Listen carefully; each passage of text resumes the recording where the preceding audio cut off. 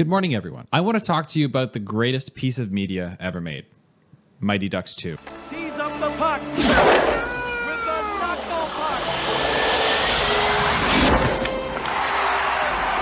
I mean, forget Citizen Kane, forget The Godfather. Mighty Ducks 2 is peak cinema. Imagine waking up one day, craving that childhood comfort, the dumb joy of watching a bunch of kids beat Iceland in overtime, and it's just gone. Not your DVD scratched, not your VHS eaten by the player. I mean, the studio just decided you don't get to watch it anymore. Poof! Erased from existence. That sounds insane, right? But that is exactly what's happening to games. Games you love, games you paid for, getting taken away forever because the company that sold them to you decided your fun was over. And the worst part, this is not rare. It's happening more and more, and it could happen to your favorite game next. In this video, we're going to dive into why this is happening and what we can do to stop it. A movement called Stop Killing Games has sprung up to fight back, and it recently hit 1 million signatures, a huge milestone that could finally force some change around here. We'll talk about what that means, why game preservation matters to everyone, yes, even you if you're just a casual player, and we'll unpack some real examples of games being killed before their time. I'll also tell you about a little bit of drama, an indie dev who tried to shut down this movement, and how the gaming community and a popular YouTuber you might know named Moist Critical responded to all of this. It's a story with a lot of emotion, a bit of humor, and a really important message at its core. This story is very important to me right now. So grab a seat, get comfortable, make a coffee, make a tea, and let's talk about why our games are vanishing and why it should make all of us angry and a lot sad, and how we can fight to save our games forever. Because right now we are fighting for our memories, our rights as consumers, and the culture of gaming itself. Welcome to the next episode of Stylized Station. Let's get into it.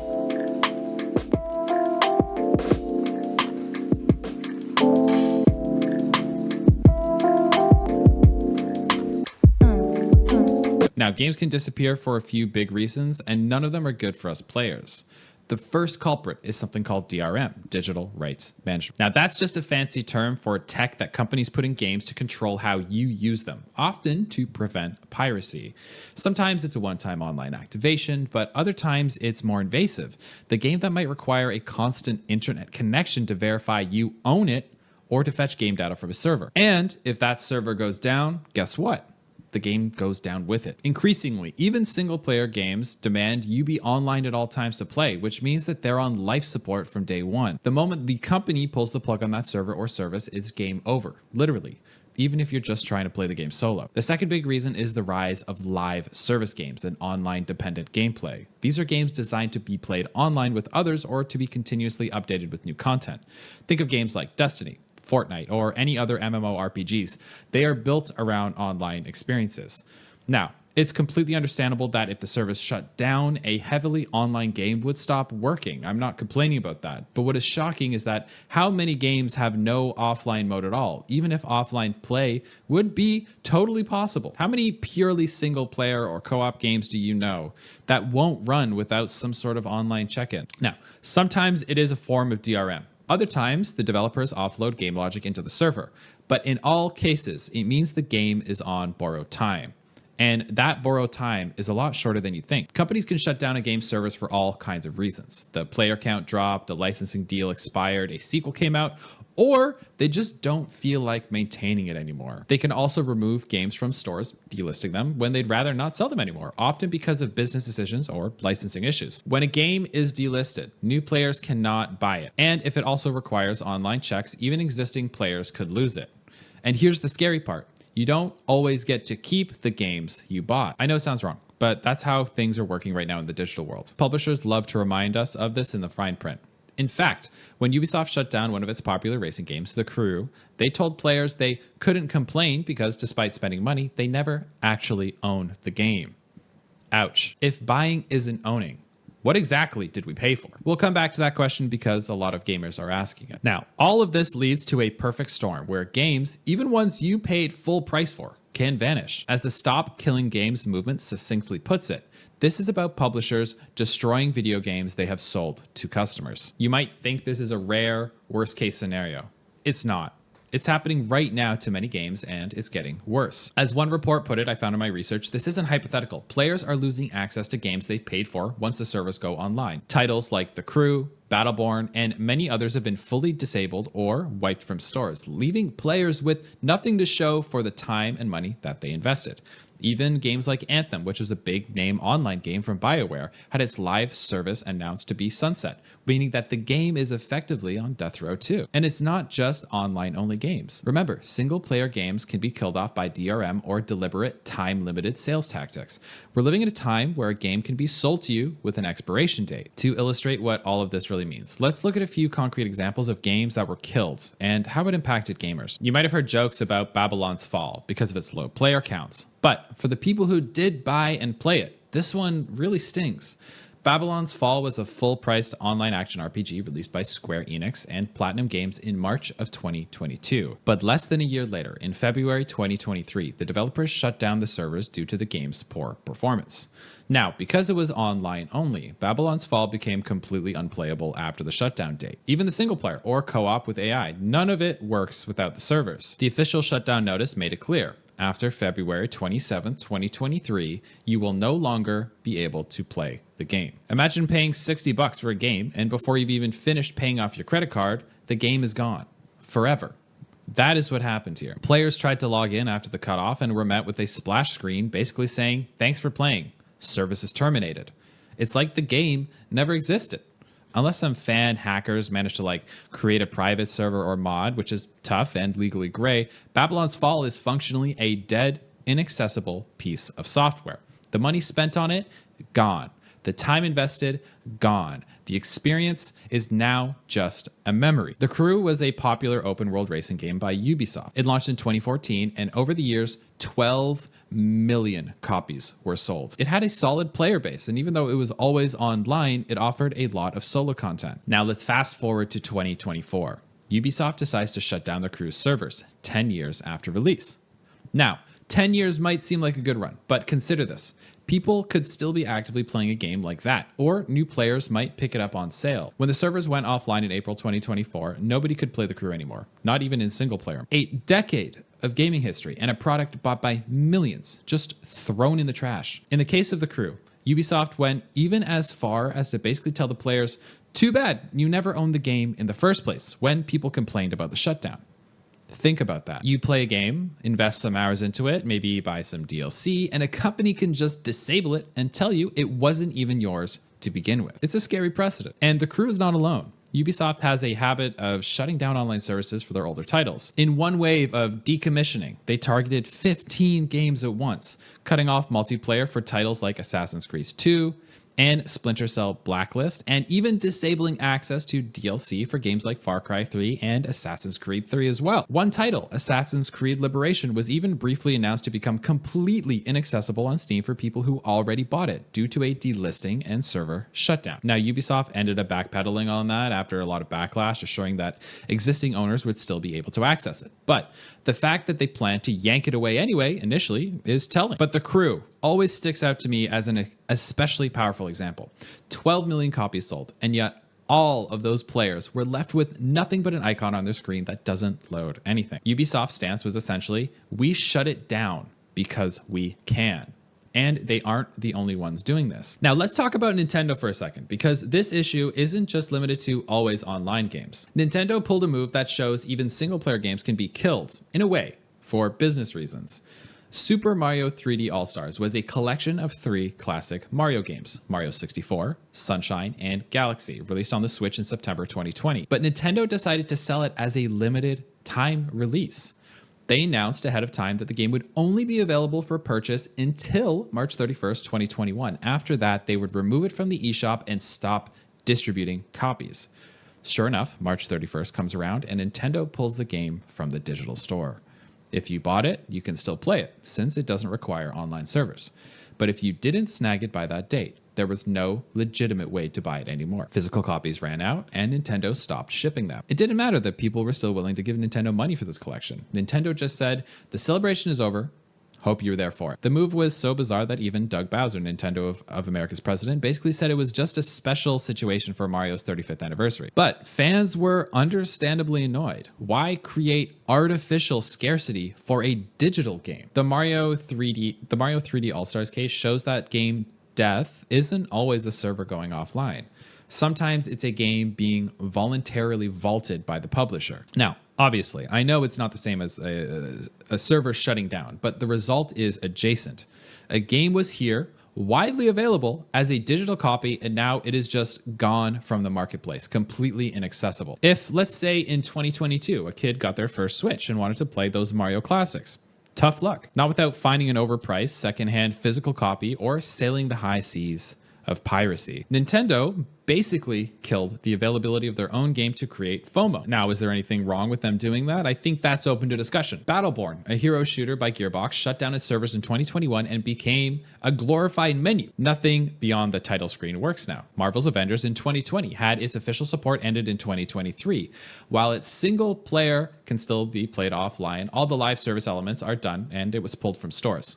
EA's NBA 2K games famously shut down online servers after just a couple of years, making certain modes completely unplayable. Even GTA 5 had its older generation online servers shut down eventually for PS3 and Xbox 360, and those players had to migrate or lose progress. And on the flip side of Nintendo's limited releases, we have digital storefront closures. The Wii U and 3DS eShops closed in 2023, meaning hundreds of digital-only games, especially on 3DS, are no longer purchasable if you already own them. Now, I'm pretty sure if you already own those games, you can still download them for now, but who knows how long that will last. This is a massive chunk of gaming history that is locked away. Preservationists have scrambled to archive those titles before closure, but officially, those games are just gone from the market. And when you step back, it's actually staggering how many games are at risk or already lost. One analysis found that 68% of 700 examined online dependent games were already unplayable or would be unplayable soon. 68%. We are talking hundreds or maybe even thousands of games. Think about all the money spent on those and all the memories associated with them. We're not talking about a few obscure titles here. This is a wide swath of games available across console, PC, and even mobile. Okay, so games are disappearing. Why should you care? Maybe you're more of a casual gamer and you're thinking, oh, well, I only play the big hits and they'd never shut down those, or like, I mostly only play on console, I'll be fine. But the truth is, this trend affects everyone in the gaming community at some point, directly or indirectly. When you buy a game, you expect to have it for as long as you want, right? If someone told you, hey, give me $60 for this game, but I'm going to take it back after a year or two. I'm not going to tell you when though. You would laugh and you'd walk away. That's effectively what's happening here. Companies are selling us games and later taking them back or breaking them. When Babylon's Fall died, players didn't get refunds. It didn't matter that it was now a useless piece of software. When The Crew went dark, those $50 season passes who people bought became completely worthless. It's your money disappearing along with the game. Most gamers understand this, that games are more than just products. They are experiences and often for a lot of people, cherished memories. Losing a game can genuinely feel like losing a friend or a journal full of stories. Think of an MMO or an online world you spent maybe years in. When those shut down, like City of Heroes did, or Club Penguin for a younger crowd, it's devastating to the community. Screenshots and videos and channels like this are all that remain of these vibrant virtual places. Even single-player games carry nostalgia. Imagine if 10 years from now, you want to replay a quirky little indie title game that you loved, only to find that it won't launch because it relied on a server that is long gone. It's tragic for the individual, and it is bad for gaming culture. And speaking of culture, game preservation isn't just for academics archiving history. It matters to everyone who loves games. If we keep allowing games to be killed, we are essentially accepting that a huge part of the 21st century culture is transient. We're saying that it's okay if our children or younger gamers never get to experience the games that defined our generation. Can you picture if films from the 70s or 80s were simply lost because the studios decided to turn them off? We would have lost classics. We would have lost Mighty Ducks 2. Future gamers might never play certain landmark titles or weird cult hits because they were online only and no one saved them. When we buy something, there is an implicit trust that we will have access to it. Sure, nothing is forever, but we expect a fair shake. This current situation tips the balance way in favor of the publishers. They have the power to revoke, and we have basically no power to stop them under current laws in most cases. That is fundamentally unfair. It also encourages bad behavior. Why bother making a game preservable when you can make more money selling a new game next year? It is the worst kind of planned obsolescence. All of this leaves gamers feeling powerless, frustrated, and quite frankly, angry. People are starting to ask, do I really own anything I buy anymore? Piracy isn't stealing if buying isn't owning. It is an admittedly provocative statement born from this frustration. When Ubisoft said you've never actually owned it when they were talking about The Crew, a lot of players basically replied, oh, so we're just renting games now? Is that what's going on? So Ubisoft, if that's the case, don't be surprised if we find other ways to access them. Now, I'm not here to promote pirating games, but let's be real. When companies take away legitimate access, it's not shocking that people turn to community servers, cracks, and pirate copies to keep their games alive. Now, I'm not here to promote pirating games, but let's be real. When companies take away legitimate access, it's not shocking that people turn to community servers, cracks, and pirate copies to keep their games alive. Piracy is a form of self-preservation for gaming history and personal collections. So to sum that all up, games disappearing means wasted money, lost memories, eroded culture, and a breach of the trust between gamers and game makers. It's a big deal. But the good news is gamers and game developers aren't taking this quietly. There's a growing movement to fight back and demand better. It's called Stop Killing Games, and it's rallying gamers around the world to say enough is enough. Let's talk about that. What it is, how it started, and why it just might change the future of gaming. So if you've made it this far into the video, you might be thinking, okay, this sucks. How can we do anything about this? Enter the Stop Killing Games movement. Stop Killing Games started in 2024 as sort of a grassroots campaign by gamers and consumer advocates who are fed up with the status quo. The core principle behind this movement is simple. If a game is sold to consumers, it should remain playable in some form, even after the official service or support ends. In other words, stop killing games that people have paid for and love. The movement is currently being spearheaded by a YouTuber named Ross Scott, also known for his channel Accursed Farms. In April 2024, something happened that really lit the fire. Remember Ubisoft shutting down The Crew. That news was a catalyst. It's like I said earlier, how on earth can a game with millions of copies sold just be bricked? So Ross and many others said, no more. They kicked off Stop Killing Games to challenge this whole practice. But what does Stop Killing Games actually want? It's not asking companies to keep every server running until the end of time. That's completely unrealistic. Instead, the movement pushes for solutions and policies to ensure that when games do reach end of life, players aren't left with nothing. For example, if a company is going to shut down an online game, maybe they could patch in an offline mode or release the server code to the community so fans can host their own servers. Maybe there would be laws that require publishers to do something like this, or at least laws that stop companies from actively preventing fan-run preservation projects. The movement's focus is on giving players the ability to preserve and continue playing games that they bought, even if the experience isn't exactly the same as day one. It's better than a total shutdown. Now, Ross Scott himself has actually put forward several ideas. Number one, include offline modes in games wherever possible, or design games such that they can fall back to peer-to-peer connections if official servers ever go away. Number two, release server software or at least some form of it to communities when you're done with the game. Basically, Ross wants people to build a sunset plan for games instead of building a guillotine. Now, most importantly, Stop Killing Games isn't anti-developer or anti-business. It's not saying keep everything running at a loss or give everything away for free. It's saying responsibility. If you're going to take people's money for a game, you have a responsibility to not intentionally destroy that product later. We have similar concepts to protect consumers in other industries. If a car company had a remote kill switch to disable your car after 5 years, people would be up in arms, and regulators would be all over this. If a Kindle book you bought just disappeared from your device, oh wait, that actually happened once, and people were livid. It feels like a breach of trust. Gamers have sort of slipped under the radar of regulators in this sense, and Stop Killing Games is trying to change that. They are literally trying to get laws passed to protect game consumers and preservation. Which brings us to the really cool part. This movement isn't just yelling into the void. It's actually going through official channels. In Europe, they turned Stop Killing Games into a European Citizens Initiative, or ECI. That's basically an EU-wide petition mechanism where if you gather 1 million verified signatures from EU citizens, the European Commission has to take a look at your issue and formally respond, potentially even draft new legislation. Now, this is a big deal. This is kind of the EU's way of letting citizens put something on the agenda. As of yesterday, in early July, Stop Killing Games has hit its goal of 1 million signatures. This is massive. It now means that the movement can present its case to EU lawmakers. Ross Scott himself will likely get to speak in Brussels or at the European Parliament about why this matters. Now, obviously the aim is to push for a law that forces game companies to leave games in a playable state after shutdown, which means requiring an offline patch or releasing server code or some equivalent situation that we talked about earlier. Now, think about that. If such a law passes in the EU and possibly in the UK, where a similar petition is also in the works, it could change gaming forever. Europe has clout on the global stage. This is the same body that made Apple adopt USB-C iPhones, for instance, proving they can influence big tech practices. If they say, hey, game publishers, you can't just nuke games people bought, then even gamers outside Europe would benefit. The fact that Stop Killing Games reached 1 million signatures is also a testament to how many gamers care about this. But it wasn't easy. There were moments where it looked like this petition might stall out, and it faced some opposition. We'll talk about that drama in a second. But in the final stretch, the gaming community rallied.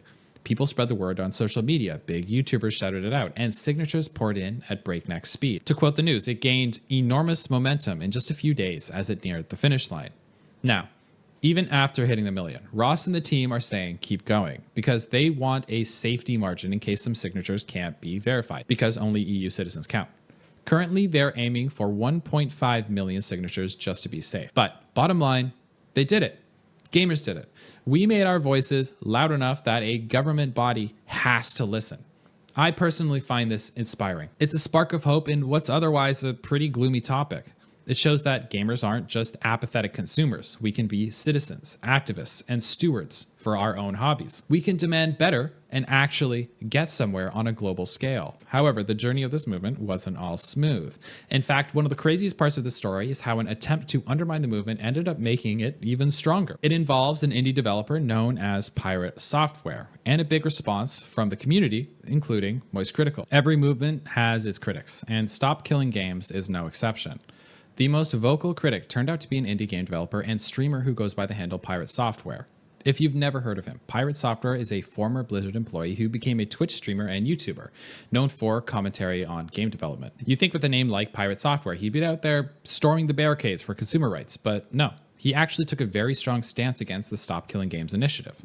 So, what happened? In August 2024, Pirate Software released a video basically tearing into the Stop Killing Games petition. He argued that the movement was too vague, idealistic, and impractical. In his view, the petition wording wasn't specific enough, and that in itself is dangerous. He claimed it might unintentionally target all live service games, even those that are meant to be online, and that it didn't clarify it was focusing on single-player games that shouldn't require internet. Essentially, Pirate Software painted a scenario where if Stop Killing Games got its way, it would force developers to do impossible things, like turn every online MMO into a single-player game when servers shut, or keep every game running forever. He thought it would place an unfair burden on developers, especially indies, to maintain games indefinitely or provide costly solutions. He was also against the government stepping in, suggesting that would create more problems than it solves. To boil it down, Pirate Software's sentiment was, I get it, but this petition is dumb and could hurt developers. Don't support it. He was so opposed to this that he actively encouraged people not to sign the petition, and he kept criticizing on social media for months. At one point, he might have believed that he had effectively killed the momentum of Stop Killing Games. And for a moment, he almost did. Now, when Pirate Software started his critique, it did sow a lot of confusion. People who heard about the movement through him got a warped idea of it. Some thought, oh, this petition wants to force every game to stay online forever. Now, I want to be fair here. Pirate likely thought he was doing the right thing from a development perspective. If the petition was vague, maybe he feared laws that would be too harsh or not well thought out. But where he messed up, big time, was that he mischaracterized what Stop Killing Games was asking for. Remember, the petition isn't asking to keep every game server online or convert MMOs into offline games magically. It's asking for end-of-life solutions when feasible. Ross Scott has clarified multiple times that the goal isn't to preserve every little feature or to retroactively save every dead game, but to change things moving forward so new games have some preservation plan. Pirate Software either misunderstood or ignored that and presented a straw man argument. Ross Scott and the Stop Killing Games team tried to address Pirate's critiques. They released an FAQ and follow-up videos in early 2025 basically saying, no, we're not crazy. Here is exactly what we mean, and they laid it out. For example, they made it clear that they don't expect World of Warcraft to suddenly become a single-player game if Blizzard ends it. That's silly and not what anyone is asking. They pointed out that nothing in the petition exclusively targets single-player games or demands converting multiplayer into single-player. Pirate Software had, to quote Ross, completely made that up. It was a red herring. Ross called Pirate's argument baffling because it was something that no one had actually suggested. But here's where the story gets interesting.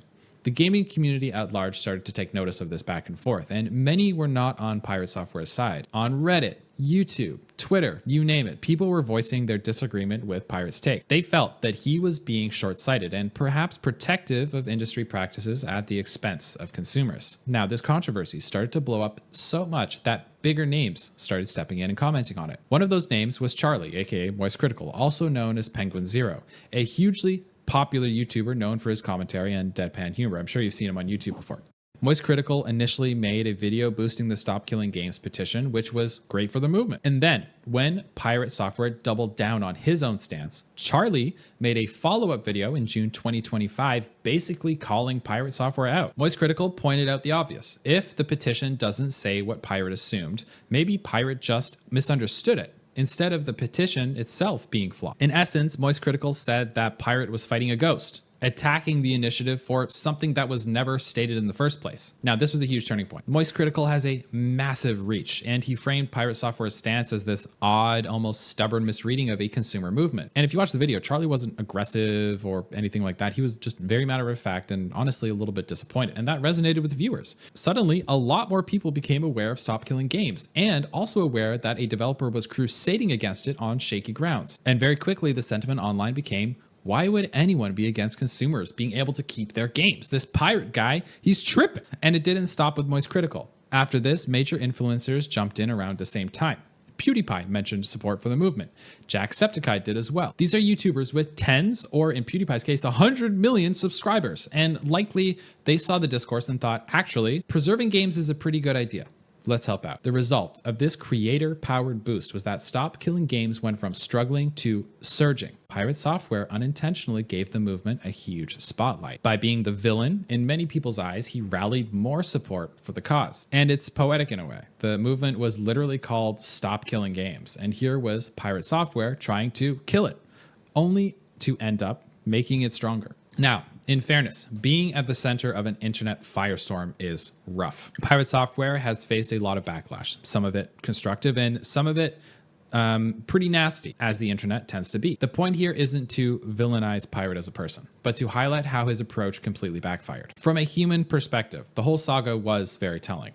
Gamers might bicker amongst ourselves about consoles or best games or whatever, but when it comes to something as fundamentally unfair as losing our games, we largely stood united. The community rejected the notion that we should just accept game companies for taking our toys away, and we did so in a way that has caught mainstream attention. In the end, Pirate Software inadvertently did the Stop Killing Games movement a favor. He gave it a villain to unite against and a ton of free publicity. Moist Critical and others delivering smackdowns also did it in a way that educated a lot of casual viewers on the issue.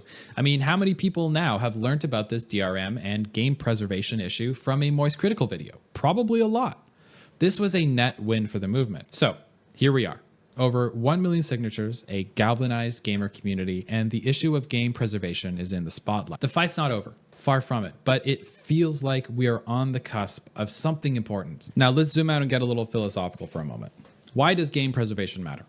Why should the average person, or maybe someone who doesn't even play video games, care that, say, Babylon's Fall is gone, or that some old Assassin's Creed DLC got removed? After all, isn't that just the natural order, that old things fade away to make room for new things? Well, think about other mediums: films, music, books. We preserve them because they are a part of our culture, our history, and our personal lives. No one would argue that because a movie is old, it's okay to burn the last remaining reel. But in gaming, because it's a relatively newer medium and heavily tied to technology, we've accepted a sort of loss. Films of the early 1920s, many were lost due to physical degradation and negligence, and historians mourn that loss today. We are in a similar position with games, except the loss is often deliberate and due to policy, not the inevitability of time. Games are not just code, they are art and their memories. Your experience playing a game is unique it's interactive, it's often social, and it can be deeply emotional. Losing a game can mean losing the ability to revisit a part of your own life. For the generation that grew up on Flash games, the end of Flash was like an entire childhood of games disappearing. Though in that case, a heroic community effort saved a lot of them via the Flashpoint project, another video that we're gonna have to talk about soon. But for those who loved a particular MMO, a server shutdown is like the closure of a hometown.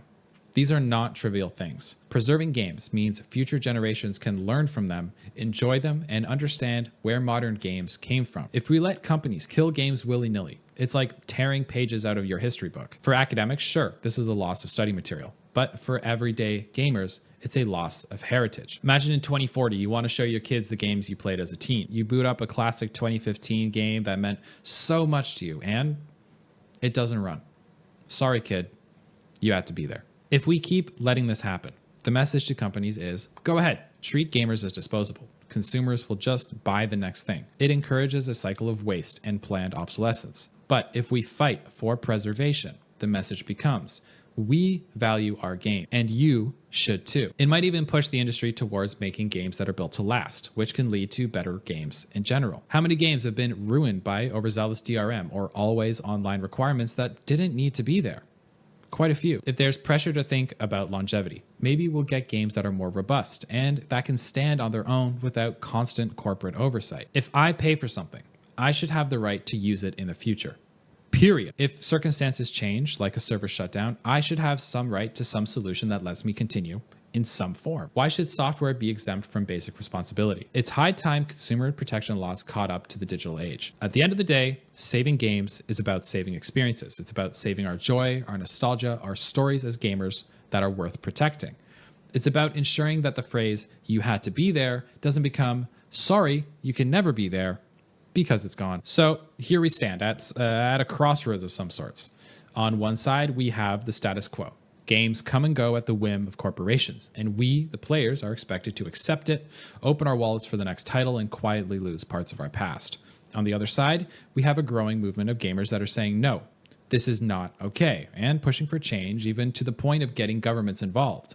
This feels like we are at a pivotal movement. Maybe in a few years, we'll look back and say, hey, remember when we used to shut down games and get away with it? Crazy, right? Glad we fixed that. Or if things go the wrong way, we might say, man, nothing changed. And now half the game from 10 years ago are unplayable. What a loss. I, for one, am hopeful. Seeing over 1 million people sign their name to demand game preservation is pretty damn inspiring. It tells me that gamers, often stereotyped as apathetic or just obsessed with fun and dopamine, actually do care deeply about the principle of ownership and the legacy of this medium. We turned that care into action. It might start in Europe, but if laws get passed there, it could influence policies worldwide. We think we could be on the brink of an era where end-of-life plans for games are just a normal part of the industry checklist. How cool would that be? Maybe games will ship with special patches or modes ready to activate when servers close, or companies will partner with museums and archives to ensure a copy is saved somewhere. Maybe we'll see an official games preservation organization with industry and maybe even government support. These things sound a little bit utopian, but they're not out of reach if demand is loud enough. Before we wrap up here, let's remember what this fight is really about on a human level. It's about that kid who finds an old game their parent used to love and being able to experience it themselves. It's about that group of friends who met in a game and want to revisit it years later for a reunion tour. It's about not letting our stories be erased. Games might be digital, but the joy and memories we get from them are very real. We deserve a chance to hold on to those. I want to leave you with a thought-provoking question. What would it mean to you if the games you love today were just gone tomorrow? Would you feel angry, sad, robbed? If the answer is yes, then consider that this isn't just a thought experiment for many. It's happened. It's happening, and it will keep happening unless we push for change. Stop Killing Games is that push. Maybe it won't solve everything overnight, but it's a huge step in the right direction. So let's do what we can. Stay informed, support preservation efforts, maybe even sign a petition or two. And the next time someone says, it's just a game, who cares if it's gone? You can tell them why it matters. Here's to a future where no game we love ever truly dies. Thanks for watching, and let's keep our games alive together. Yeah, this one was pretty important to me.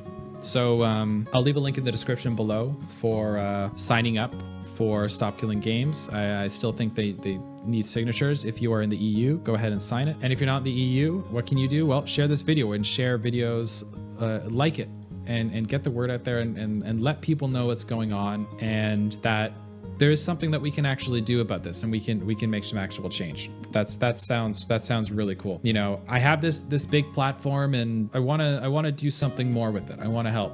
I want to help, and I want to reach people, and I want to make some actual change here. So if you want to share this video and get more eyes on it, that would be cool. That could really help a lot of people. Anyway, we got a lot more stories to talk about the world of game development and creation and the creativity in general. So stick around. I'll see you guys in the next video in a few days.